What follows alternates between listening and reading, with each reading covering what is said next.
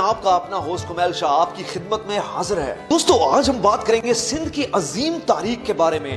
گفتگو ہوگی دنیا کی تیسری بڑی تہذیب پر جس کا نام ہے انڈس ویلی سیولائزیشن۔ اس چینل کے ذریعے ہماری کوشش ہوتی ہے کہ حقیقی تاریخ جو عام طور پہ ہمیں نہیں پڑھائی جاتی ٹھوس ریفرنسز کے ساتھ مختصر وقت میں اور آسان انداز میں پیش کی جائے۔ یہ چینل آپ سب کے لیے مفید ہے، اس لیے فوراً سبسکرائب کریں۔ تو دیر کس بات کی، چلیے شروع کرتے ہیں۔ دوستو ایک قوم کو تہذیب یافتہ قوم تب کہا جاتا ہے جب وہ انسانیت کی فلاح و بہبود کے لیے کام کرے، ان کے لیے بڑی تعداد میں غذا کا بندوبست کرے، گاؤں اور شہر بسائے، ایکسچینج آف گڈز یعنی تجارت قائم کرے، مذہب پہ ایمان رکھے، مضبوط حکومتی نظام قائم کرے اور اس کے لیے قوانین بنائے، آرٹس اور کلچر کو فروغ دے اور سب سے بڑھ کر حصول علم کے لیے راہ ہموار کرے۔ اگر یہ سب چیزیں آپ میں بھی ہیں تو آپ بھی ایک تہذیب یافتہ قوم ہیں۔ سب سے پہلے ہم بات کریں گے دنیا میں انڈس ویلی سیولائزیشن کے نقشے پر۔ دوستو آپ کو یہ جان کے حیرت ہوگی کہ پاکستان کا کل نقشہ قدیمی سندھ یعنی انڈس ویلی سیولائزیشن سے کافی حد تک مشابہت رکھتا ہے۔ انڈس ویلی سیولائزیشن میں موجودہ دور کا کشمیر،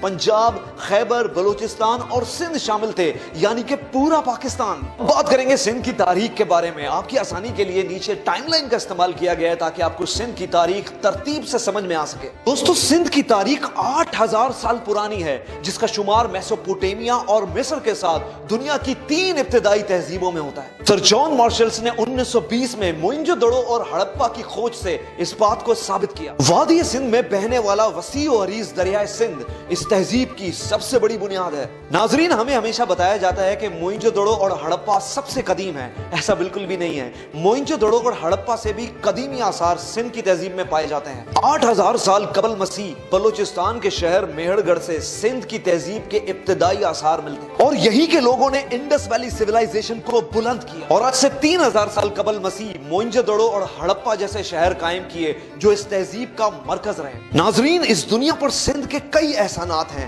موئنجو دڑو اور ہڑپا نے ہتھیاروں سے پاک معاشرہ قائم کیا جو نظریہ سندھ کا آغاز ہے کہ دنیا کو ہتھیاروں سے پاک کیا جائے۔ دنیا کا پہلا انقلاب زرعی انقلاب تھا جو سندھ سے شروع ہوا۔ جب انسانوں نے جنگلوں سے نکل کر گاؤں اور شہر بسانا شروع کیے تو اس کا آغاز بھی سندھ کی تہذیب سے ہوا۔ آج سے 3000 سال قبل مسیح موئنجو دڑو کے لوگوں نے پکی اینٹوں سے اپنے گھر بنائے، نکاسی آپ کے لیے نالیاں بنائی اور وسیع حمام قائم کیے جو اس خطے میں انفراسٹرکچر اور سول انجینئرنگ کی تاریخ کا منہ بولتا ثبوت ہے۔ میسوپوٹیمیا کے بعد پہیا سب سے پہلے دنیا میں سندھ میں استعمال کیا گیا۔ زمین پہ ہل چلانے کے لیے بیل کا استعمال اور تجارت کے لیے بیل گاڑیوں کا استعمال سب سے پہلے سندھ سے ہوا۔ اس دنیا میں پہلی صنعت کی بنیاد بھی سندھ نہیں رکھی۔ سندھ ہی میں کپاس سے دھاگا اور دھاگے سے کپڑا بنانے کی مشینز ارت اور اڑنا بنائی گئی۔ اجرک کا شاہکار ڈیزائن بھی سندھ ہی نے بنایا جو آج ہمارے ملک کا قومی تحفہ بھی ہے۔ انڈس ویلی سیولائزیشن میں پہلی صنعت قائم ہونے کی وجہ سے انڈسٹری کا لفظ بھی انڈس سے نکلا۔ اس تہذیب کو اکثر 2 ناموں سے پکارا جاتا ہے، سندھ اور انڈس۔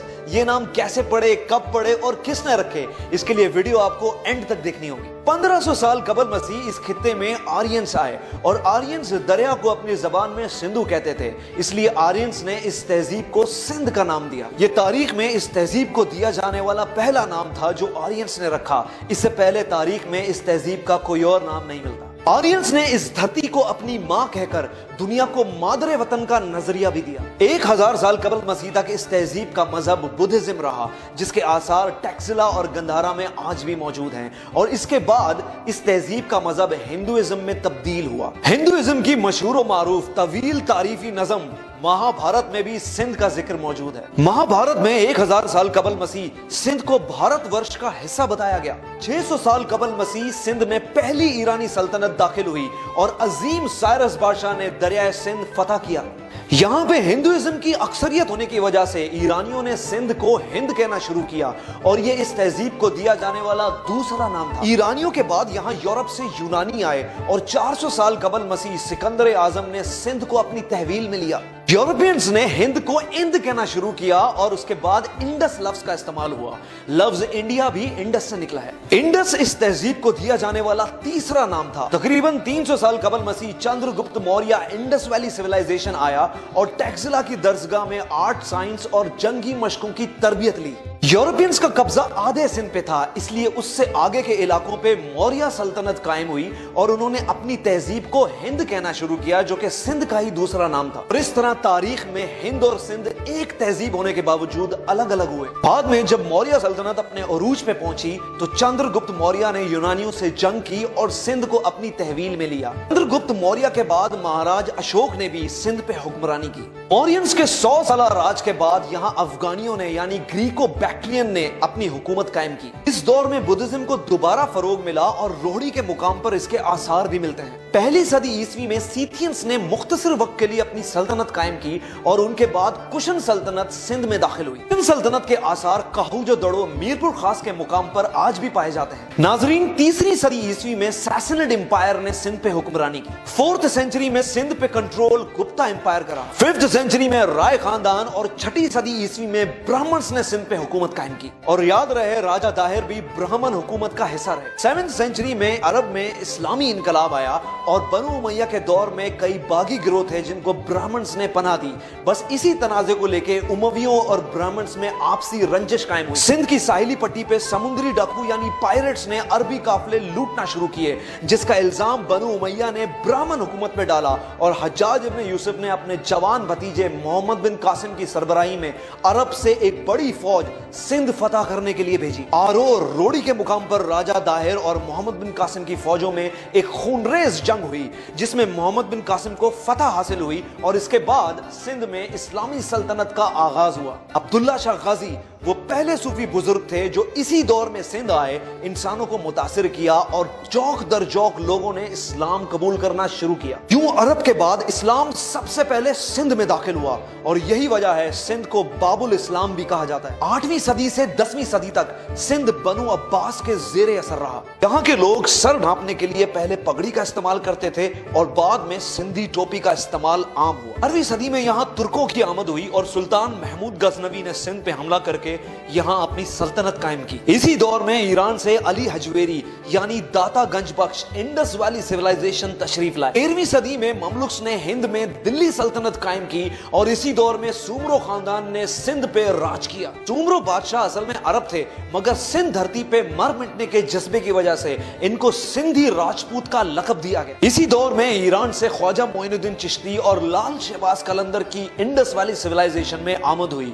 एक ने सिंध बसाया और एक ने हिंद बसाया। 14th सेंचुरी में सम्मा खानदान ने सिंध पे अपना राज कायम किया। सम्मा खानदान ने ठट्ठा के करीब अपना दारुल खिलाफा बनाया और इसी सदी में मखली दुनिया का सबसे बड़ा कब्रिस्तान वजूद में आया। 15th सेंचुरी में अरगून ने सिंध फतह किया जो मंगोल सल्तनत का हिस्सा थे। 16वीं सदी में अकबर बादशाह ने सिंध को अपनी तहवील में लिया और मुगल सल्तनत ने सिंध को कंट्रोल किया। 17th सेंचुरी में हाला के मुकाम पर शाह अब्दुल लतीफ भिटाई की पैदाइश हुई। सिंध में आर्ट्स और म्यूजिक को एक खसूसी अहमियत हासिल थी। यही वजह है कि शाह अब्दुल लतीफ भिटाई ने एक म्यूजिकल इंस्ट्रूमेंट भी इन्वेंट किया जिसको तंबूरा कहते हैं। शाह अब्दुल लतीफ भिटाई ने हिंदुओं और मुसलमानों के दरमियान अपनी पोइट्री और म्यूजिक से एक हम आहंगी की फिजा कायम की। 18वीं सदी में मुगल सल्तनत ने यार मोहम्मद कलोड़ो को सिंध का गवर्नर बनाया और कलोड़ो खानदान ने सिंध पे राज किया। इस दौर में सूफी बुजुर्ग सच्चल सरमस की पैदाइश खैरपुर मीरस दराजा के मुकाम पर हुई। 19वीं सदी में सिंध पे टालपुर खानदान का राज रहा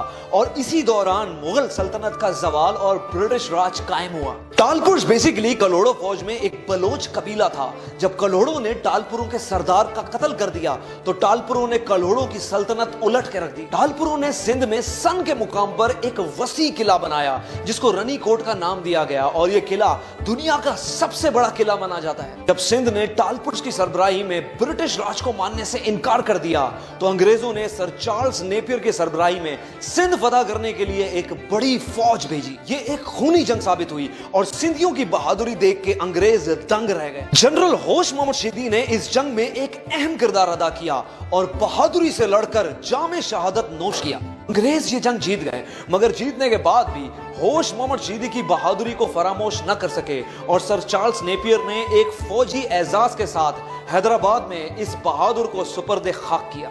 जगीर में अंग्रेजों को हैदराबाद हमेशा भारी रहा।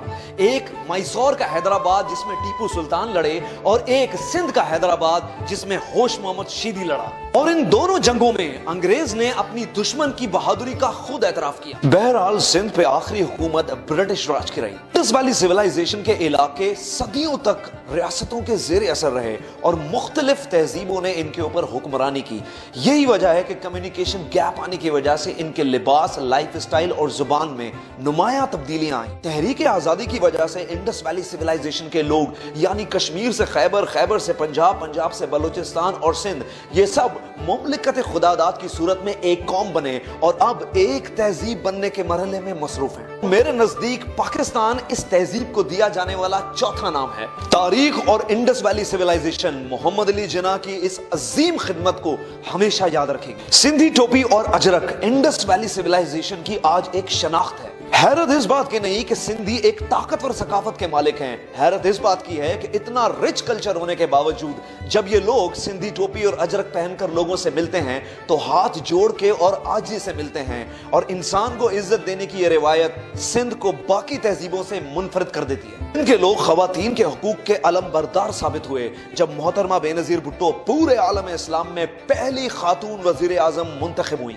आज हमें अपनी तहजीब को पढ़ने और समझने की जरूरत है कि जब दुनिया जहालत के अंधेरों में धसी हुई थी तब हमारी तहजीब एक रोशन सितारे की मानंद थी। आज की तहजीब में भले ही हमारे लिबास, खाने, रहन सहन और जुबान मुख्तलिफ हो गई हों, लेकिन हमारी रिवायात जिसमें आजिज़ी, मेहमान नवाजी और इंसान को इज्जत देने का जज्बा आज भी उतना ही पुराना है जितना कि इंडस वैली सिविलाइजेशन। यहाँ जो भी लोग आए वो यहाँ की आजिज़ी, मेहमान नवाजी और खुलूस देखकर इस धरती के होकर रह गए। वो चाहे अफ्रीकन हो, अरब, पर्शियंस, अफगानी, तुर्क या यूरोपियंस, सब इस तहजीब से मुतासिर हुए। आज हमारा प्यारा मुल्क पाकिस्तान इंडस वैली सिविलाइजेशन की मुकम्मल अक्कासी करता है, जिसमें खैबर पख्तूनख्वा में गंधारा हो, पंजाब में हड़प्पा, बलूचिस्तान में मेहरगढ़ या सिंध में मोइंजोदड़ो, ये सब इंडस वैली सिविलाइजेशन के मरकज हैं। अल्लाह हमें एक तहजीब याफ्ता कौम बनाए ताकि हम एक हकीकी फलाही रियासत कायम कर सकें। सिंध की अजीम तारीख अपने होस्ट कुमैल शाह को इजाजत दीजिए। मिलते हैं अगली वीडियो के साथ।